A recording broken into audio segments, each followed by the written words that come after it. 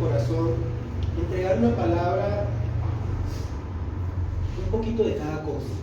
Una palabra que muchas veces la hemos leído, yo particularmente la he tocado muchas veces, pero no con el entendimiento con el que el Señor me dio a mirar esta palabra.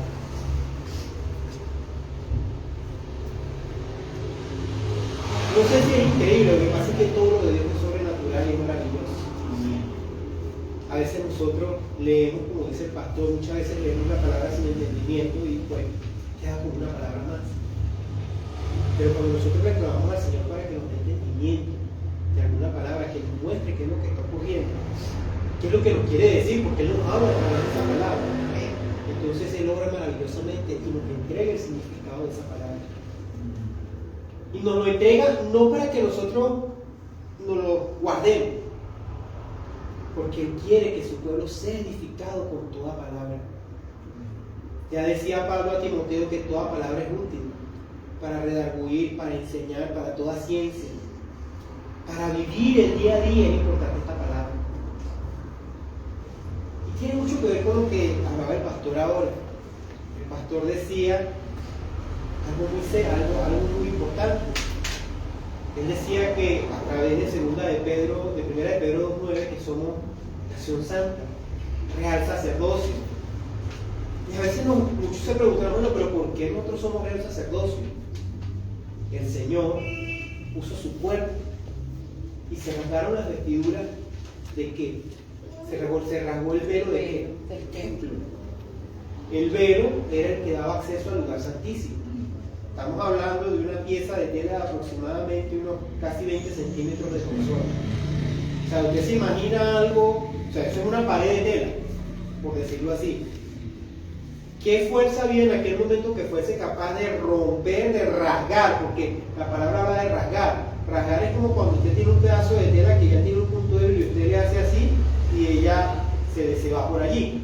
Exactamente esa pieza de 20 centímetros de grosor, que debía pesar una barbaridad, se rasgó por completo y quedó libre el acceso al lugar santísimo. ¿Qué nos mostraba el Señor en ese momento? La palabra de Dios me enseña a mí que nosotros, creyentes, somos templo del Espíritu Santo de Dios. Amén. Somos templo de Dios mismo. Y entonces nosotros, tener a Dios habitando en nosotros,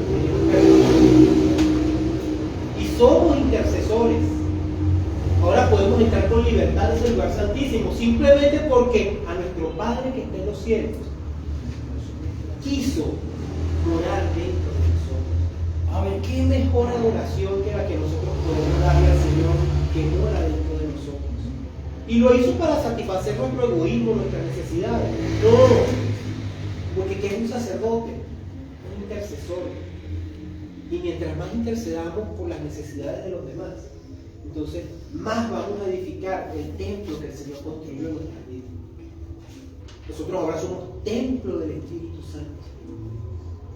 Nosotros somos receptores de ese Espíritu Santo. Por eso es que Pablo le decía a través de sus cartas a los creyentes que tenían que cuidar ese templo, que tenían que guardarse de toda cosa mala, porque es que simplemente éramos el templo del Espíritu Santo. Si dañábamos el cuerpo, que estábamos dañando el templo. Todo nos es lícito, pero no todo nos conviene, dice Pablo. Entonces es importante que nosotros entendamos que por esa razón es que nosotros somos real sacerdocio, porque es que tenemos a Dios habitando en nosotros mismos a través de su Santo Espíritu. Cuando nosotros logramos entender eso, muchas cosas cambian. Ya entendemos que debemos cuidar. Ya entendemos que debemos interceder por los demás. Ya entendemos cosas increíbles y maravillosas que pasan a nuestro alrededor y que fluyen de nosotros. Y tendré poder hacia Jesús. ¿Por qué? Porque es que no es que es de nosotros, es que es Dios habitando en nosotros. Cuando Pedro y Juan sanaron a aquel paralítico en el templo, ellos no recibieron la gloria, no quisieron recibir la gloria, no fuimos nosotros. es aquel que está en nosotros. Pero en ningún momento dijeron, fuimos nosotros los que lo sanamos. No. Esto es gloria de Dios. Amén. Y eso es lo que hace cada uno de nosotros. Por eso es que decía, no es que somos unidos, todos somos santos de Dios. ¿Y que somos santos? Somos apartados para Él, para toda buena obra. Él los apartó. Viene apartando pueblo. Él apartó al pueblo de Israel en su momento para la llegada de Jesús. Él necesitaba que un pueblo fuera testimonio, fuera testigo de la obra tan grande que iba a hacer en la humanidad. Que ahora su iglesia, que es el Israel espiritual del Señor en estos tiempos. Él está habitando en nosotros. Que no perdamos nunca eso de vista. Por eso cada vez que vamos a hacer algo malo, aunque nuestra carne nos indique y nos empuje a hacer lo malo, recordemos que Dios habita en nosotros y evidentemente Él ve y siente todo lo que nosotros hacemos. Esta palabra de hoy, está en la hoja, es del profeta Habacuc. Es su oración, es una oración que él hizo en aquel momento. Hay algunas cosas que son muy importantes y que tienen mucho que ver con los días que iban a venir. Dice Habacuc 2, del 14 al 20, dice así: porque la tierra será llena del conocimiento de la gloria de Jehová, como las aguas cubren el mar. Esto se ha cumplido. Se cumplió desde el día de Pentecostés y se cumple cada vez que alguien se convierte. ¿Por qué? Porque el Espíritu Santo desciende sobre cada uno de los creyentes que proclama y declara a Jesús como su Señor y Salvador. Que cada vez que alguien se convierte al Señor, el Espíritu Santo empieza a morar sobre él. Y entonces empieza el conocimiento. Entendemos y empezamos a comprender lo que está escrito acá. Entendemos el idioma de Dios. Porque esto que está acá es el idioma de Dios. Si hablamos de idioma, y cuando hablo de idioma, hablo de un idioma mucho más universal que cualquier otro idioma que hay. Este libro está escrito en prácticamente todas las lenguas que existen en el planeta. Es uno de los pocos libros en este mundo que está escrito en prácticamente todos los idiomas. Pero el contenido espiritual de este libro tiene un solo idioma. Y en español, en inglés, en arameo, en árabe, en hebreo, en chino, en mandarín, en japonés, en cualquier idioma en que esté escrito este libro, el mensaje es exactamente el mismo. Y el mensaje comienza por algo muy sencillo: arrepentidos, porque el reino de los cielos se ha acercado. Ese es el mensaje principal que está acá. Y nos enseña cómo aceptar esa verdad, cómo vivir esa verdad. Arrepiéntanse de su maldad, arrepentidos de vuestra maldad, porque el reino de los cielos se ha acercado. Y es cierto, tan cerca está de nosotros que habita en cada uno de nosotros. Así de cerca está. Luego dice: ay del que da de beber a su prójimo, ay de ti que le acercas tu hiel y le embriagas para mirar su desnudez. Te has llenado de deshonra más que de honra. Bebe tú también y serás descubierto. El cáliz de la mano derecha de Jehová vendrá hasta ti, y vómito de afrenta sobre tu gloria.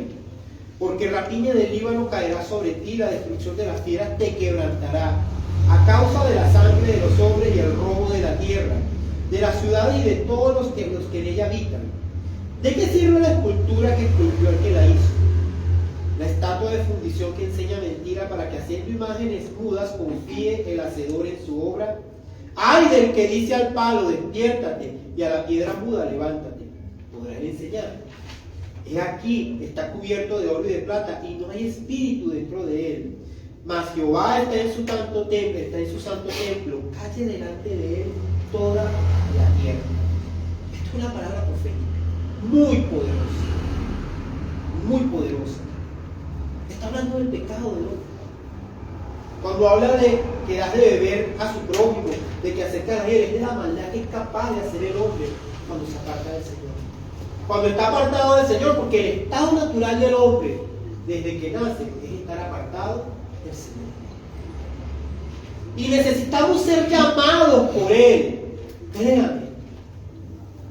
dentro de cada uno de nosotros no hay ni un poquitico, ni algo microscópico de necesidad de buscar al Señor.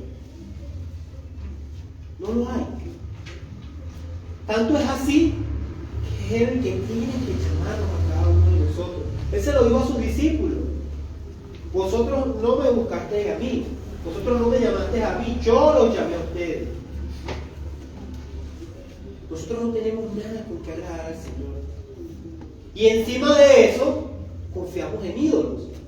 Y la gente dice: bueno, pero es que en aquellos tiempos adoraban ídolos de piedra, de madera, o de unos ídolos más perversos. Después, hoy tenemos ídolos más duros. Hoy tenemos ídolos que se arraigan con mucha más fuerza en nuestro corazón. ¿Y qué es un ídolo? Todo aquello que le roba la adoración al Señor. El Señor es celoso. ¿Qué le roba la adoración al Señor? Para algunos el dinero. El dinero es increíblemente atractivo para muchas personas. Por eso el pastor decía que muchos van y salen y van a buscar a llenarse de plata. Pero el reino de Dios y su justicia no le queda. Jesús le decía a las multitudes y a sus discípulos: buscad primeramente el reino de Dios y su justicia, y todo lo demás será añadido. O sea que todo lo material simplemente es un añadido. Pero nosotros corremos y madrugamos para buscar el añadido. Eso es un ídolo.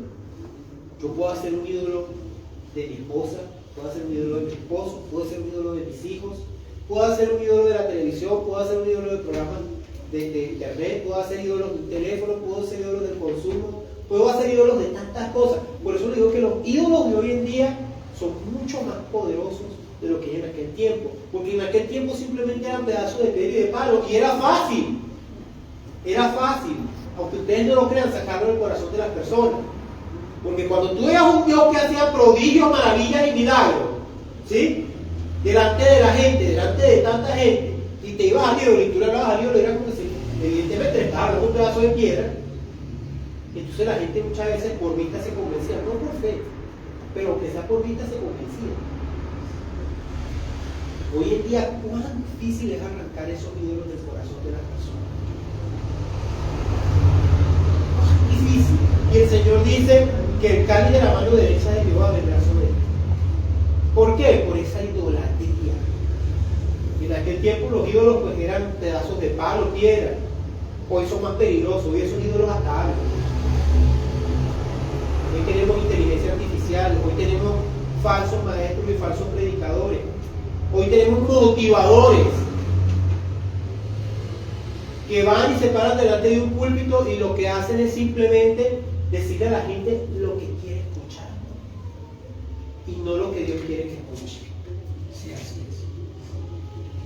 es. Esos son ídolos. Esos son ídolos, y por eso digo que son más peligrosos, porque aquellos ídolos eran de piedra y no hacían nada. Estos hablan y engañan.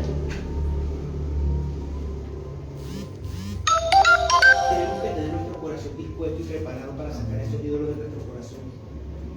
Por eso es que dirían en aquel tiempo, pero es que en aquel tiempo era más difícil ser cristiano porque nos perseguían. ¿Y qué estamos viviendo nosotros en estos tiempos? Vaya usted a un sitio donde hay una reunión simplemente de familia, donde tengan trago y música y digan: no, apaguen eso y vamos a dejar trago, a ver cuánto le hacen, cuánto le ponen atención, o cómo lo miran a usted. Usted es un raro. Bueno, este se pasó, este cree que es el santo de todos los santos. En estos tiempos, no se crean, es más complejo que en aquellos tiempos. Habrá persecución real, física, pero tenemos persecución en estos momentos que es más fuerte. Y así va a empezar. Así va a empezar los tiempos de la llegada de nuestro Salvador Jesucristo. Cada día se va a ir avanzando más en la persecución del pueblo de Dios. Hermanos, acá nos enseña Habacuc a quitarnos ese idolatría, a identificar ese ídolo y pedirle al Señor que nos lo saque del corazón, porque el ídolo donde primero se instala es en el corazón, y hay que llenar nuestro corazón de Jesús. ¿Y cómo lo lleno de Jesús? Conociéndole, obedeciéndole, haciendo lo que Él nos pidió que hiciera. Luego dice Habacuc, 3, 1, 19 dice, oración del profeta Habacuc sobre Sigionó. Oh Jehová, he oído tu palabra y temí. Oh Jehová, aviva tu obra en medio de los tiempos. En medio de los tiempos, hazlas conocer. En la ira, acuérdate de la misericordia. Habacuc está reconociendo que el pueblo es pecador. Y que si Jehová tiene ira es porque lo hemos llamado a ira. Dios vendrá de Temán y el santo del monte de Parán. Selah. Su gloria cubrió los cielos y la tierra llenó su alabanza. La tierra se llenó de su alabanza. Y el resplandor fue como la luz. Y rayos brillantes salían de su mano y estaba escondido su poder. Él está hablando de aquella época gloriosa cuando él sacó a su pueblo de Egipto. Él está describiendo cómo veía el pueblo a Jehová cuando lo saca de Egipto. Recuerden que cuando ellos salen de Egipto, pues no tenían ni brújula, tendrían guías del camino, pero era muy fácil perderse. El desierto es muy bajo, es muy grande. ¿Y qué hizo Dios para guiar a su pueblo? Columna de nube de día, o de polvo, como dice la palabra en algunas traducciones, y columna de fuego de noche. Y iba siempre delante y detrás del pueblo, como guiándoles el paso hacia donde tenían que avanzar. Y el resplandor fue como la luz, rayos brillantes salían de su mano y allí estaba escondido su poder. Cuando los carros del faraón empezaron a perseguir al pueblo, ¿qué ocurrió? Lo primero no fue lo del Mar Rojo. ¿Qué fue lo primero que hizo Dios para parar a los carros del faraón? Empezaron a salir rayos, y los rayos caían en las ruedas de los carros de los egipcios, y los carros se desarmaban. Eso fue el primer milagro que hizo Dios allí. Luego dice, delante de su rostro iba mortandad, y a sus pies salían carbones encendidos. Se levantó y midió la tierra, miró e hizo temblar a las gentes. En ese momento, yo me imagino a los pobres pilotos de esos carros egipcios que dirían, no, vámonos, mira. Y más, dice la palabra, está registrado, Jehová lucha por su pueblo, vámonos. Pero el corazón del faraón seguía endurecido. Los montes antiguos fueron desmenuzados, los collados antiguos se humillaron, sus caminos son eternos. He visto las tiendas de Cusán en aflicción, son las tiendas de Egipto. Las tiendas de la tierra de Madián temblaron. Los madianitas tienen que ver con los árabes y la gente que vivía en el Sinaí. Te airaste Jehová contra los ríos te airaste. Hablando de cuando Josué pudo pasar el río Jordán. El río Jordán no era el chorrito de agua que pasó hoy en Israel. El río Jordán era un río navegable. Se puede imaginar cómo hizo todo ese pueblo para atravesar el Jordán para llegar a la tierra de Canaán. Los israelitas no tenían barco. Eso sí les puedo decir. ¿Y qué milagro hizo entonces Dios para que su pueblo pasara el Jordán? Dividió o paró el curso del Jordán. Y el pueblo pudo pasar por tierra seca. Luego dice, el sol y la luna se pararon en un lugar. El abismo dio su voz, a lo alto alzó sus manos. El sol y la luna se pararon en su lugar. También está remontando o evocando un evento histórico. ¿Cuándo el sol y la luna se pararon? En la lucha de Josué contra los 5 reyes cananeos. Porque aquellos hombres estaban siendo diezmados e iban a escaparse. Porque ya iba a anochecer y iban a aprovechar la noche para escapar. Y Josué oró y le dijo al Señor que parara el sol, y el sol se paró. Y bajaron piedras, y las piedras con granizo mataron al ejército, empezaron a matar a los 5 ejércitos. O sea, dice la misma palabra que fueron más los muertos por el granizo y por las piedras que cayeron del cielo que por la espada de los guerreros de Josué. A la luz de tus saetas anduvieron el resplandor de tu fulgente lanza. Con ira hollaste la tierra, con furor brillaste las naciones, todas las naciones de Canaán. Saliste para socorrer a tu pueblo, para socorrer a tu ungido. Traspasaste la cabeza de la casa del impío, descubriendo el cimiento hasta la roca. Horadaste con sus propios dardos las cabezas de sus guerreros, que como tempestad la cometieron para dispersarte, cuyo regocijo era como para devorar al pobre encubiertamente. Caminaste en el mar con sus caballos, sobre la mole de grandes aguas. Oí se conmovieron mis entrañas. Está hablando de la grandeza de Jehová. Está hablando de la grandeza de nuestro Dios. A la voz temblaron mis labios, pudrición entró en mis huesos y dentro de mí me estremecí. Si bien estaré quieto el día de la angustia, y vean que no es casualidad, en la Biblia aparece muchas veces que Dios nos manda a estar quietos y que miremos su gloria. Porque aquí llama Él estar quieto, a que dejemos nuestra alma de toda angustia. Porque si nosotros confiamos en Él, si nosotros dependemos de Él, Él va a obrar en favor de nosotros. Cuando suba al pueblo al que lo invadirá con sus tropas. Y aquí viene el mensaje más hermoso de todo. Aunque la higuera no florezca, ni en las vides haya frutos, aunque falte el producto del olivo, y los labrados no den mantenimiento, y las ovejas sean quitadas de la majada, y no haya vacas en los corrales, con todo me alegraré en Jehová, y me gozaré en el Dios de mi salvación.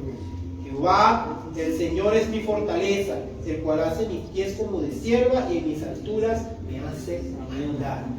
Hermanos, esto es una oración de fe. ¿Qué le pasó a Job? ¿Qué le fue quitado a Job? Todo. A Job le fue quitado absolutamente todo. Job quedó en un estado definitivamente, pues, totalmente lamentable. A Job se le fue despojado de todo. ¿Quién lo despojó? Dios, ¿no? El enemigo por envidia dijo: Job te sirve, sí. ¿Y por qué te sirve Job? Porque tú lo bendices. Pero quítale todas las bendiciones y tú vas a ver cómo te va a maldecir. Y el Señor le dijo, una prueba, pues, vean lo que quieran con Job. Eso sí, no toque su vida. ¿Qué hizo entonces? El enemigo le mató a sus hijos, empezó a quitarle todos sus bienes, hizo de todo.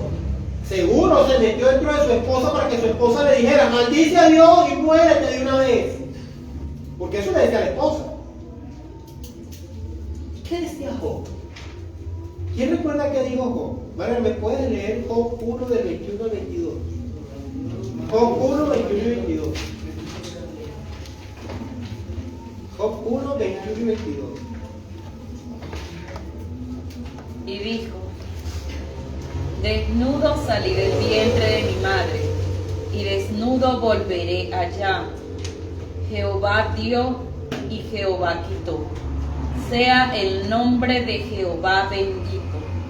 En todo esto no pecó Job, ni atribuyó a Dios despropósito alguno. Amén. Amén. No solamente no le importó perder absolutamente todo, sino que a pesar de todo lo que perdió, él nunca culpó a Dios. Él nunca dijo: Dios, me abandonaste.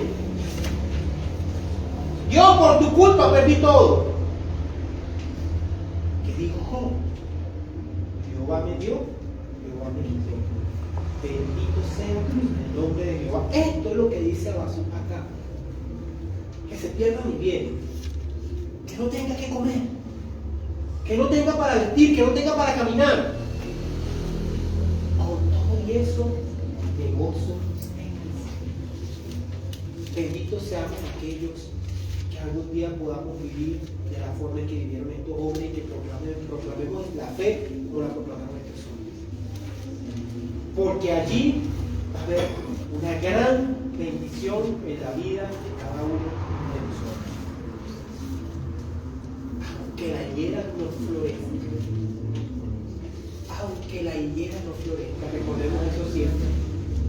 ¿Por qué la higuera? Porque la higuera era algo, un fruto tradicional. De hecho, el pueblo de Israel se representa como una higuera. Y él está diciendo, aunque la higuera, y el significado espiritual es sumamente grande, aunque de este pueblo donde yo estoy no florezca lo que tú quieres, Señor, que son hombres a tu imagen, conforme a tu semejanza, con todo yo confío en que tú vas a hacer la obra. Usted puede ver acá que entran ladrones, usted puede ver acá que entran asesinos, usted puede ver que entren acá pervertidos, usted puede ver acá que entre mucha gente, como todos hemos entrado acá, rotos, quebrados, deshechos espiritualmente. Pero la obra del Señor se cumple y nosotros debemos confiar en que el Señor obrará para sanar a cada uno de los que entramos acá rotos, de los que estamos acá, los que entramos acá, como decía la pastora Amanda, ciegos, sordos, paralíticos y mudos. Y Él nos va a levantar. Y podemos ver otra cosa, pero la fe me dice que el Señor va a obrar para hacer su voluntad. Amén. Amén. Bendito sea el Señor. Amén. Bendiciones. Amén.